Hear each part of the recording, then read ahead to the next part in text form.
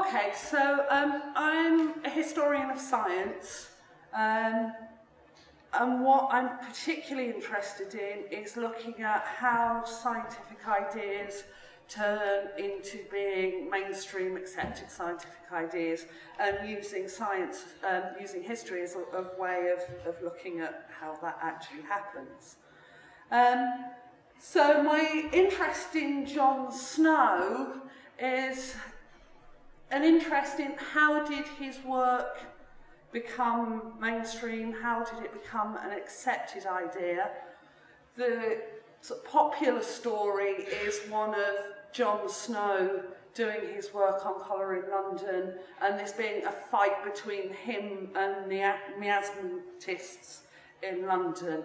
And I thought, well, we could have a look at what's happening in Liverpool, and how they deal with cholera epidemics in Liverpool, to sort of try and test this idea to see what sort of impact the work of John Snow had. So particularly I look at the cholera outbreak in 1866, because that comes after Snow. To rewind, if you're in Liverpool, this man is as big a hero as Snow is. He had his own pub. Dr. William Duncan was the first medical officer of health in Britain. He took up that post in 1847 after the implementation of the Liverpool Sanitary Act. Why did we give him that post? He wrote in 1843 a pamphlet called Report on the Physical Causes of the High Mortality Rate in Liverpool, which is a statistical analysis of location and ages of death, which proves that Liverpool is the most unhealthy city in the country, much to the shock of his audience who tried to argue against him, and describes in that appalling housing conditions, lack of drains, lack of sewerage, and pretty serious overcrowding. The average population density in Liverpool at the time was 100,000 to a square mile. In some districts that went up to 600,000 per square mile, so they were packing them in as tightly as they possibly could. So he uses correlation in his statistics to prove that those are the cause of high mortality and epidemic typhus, which was the biggest problem that they dealt with. And interestingly enough, he actually uses statistics to prove that bad air is a problem. He never uses the term miasma, by the way. It's always about poor ventilation and bad air, which is a philosophical nicety maybe, but one that I think is important.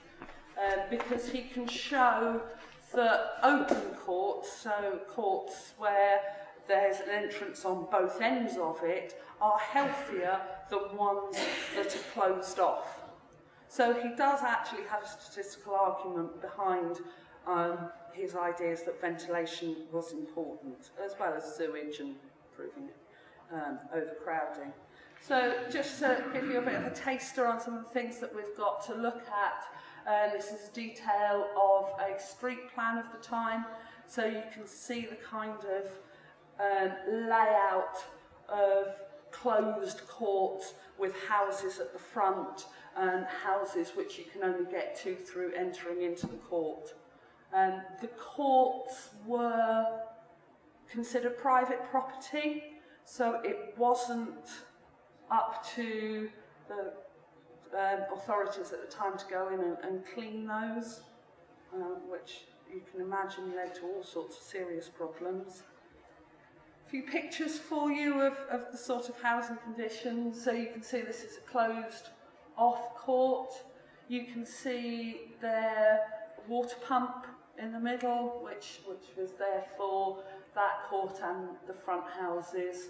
And you can just about see the gully that was the only drainage that they had. Here's another one, and you can see a woman there using the pump. and just how ineffective the drainage was, as there's now a stagnant pool of water there. Yet another showing this is a closed off court, and that's the only entrance that you've got into this. They're all looking sad at the moment because they're about to be evicted from this house, so, you know, and this is your only sanitary thing, that you've got 2 privies that were over a communal ash pit, often without working doors, often without any sort of extra drainage. You can see that there is a pool that's collected outside. There would be people living in the cellars of these houses, so that filth would just leach straight through the walls, straight into places where people were actually living. And there's another slightly larger court, but gives you an idea of just how close together these houses were. Okay, so jump forward now to 1866. The health report for that year reports there were 20,000 deaths, 19,000 births. Duncan, by this point, had moved on, or died.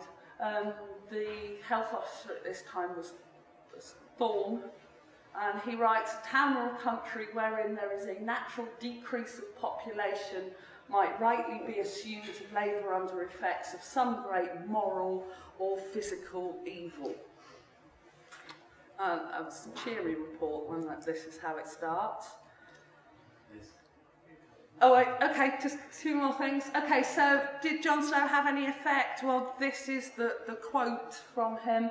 It's conclusively proved that drinking water in some districts, contamination with contents of sewers, the prolific source of dissemination of the disease, but this was certainly not the case in Liverpool. So the question is he ignoring the work of John Snow, or do the conditions that we've just had a quick look at mean that John Snow's work isn't actually applicable in Liverpool? These are the kind of statistics that he produces, so we can have a look at some of these. Most interestingly, even though he can't apply the findings of Snow, he does produce this for the first time, which is a mortality map.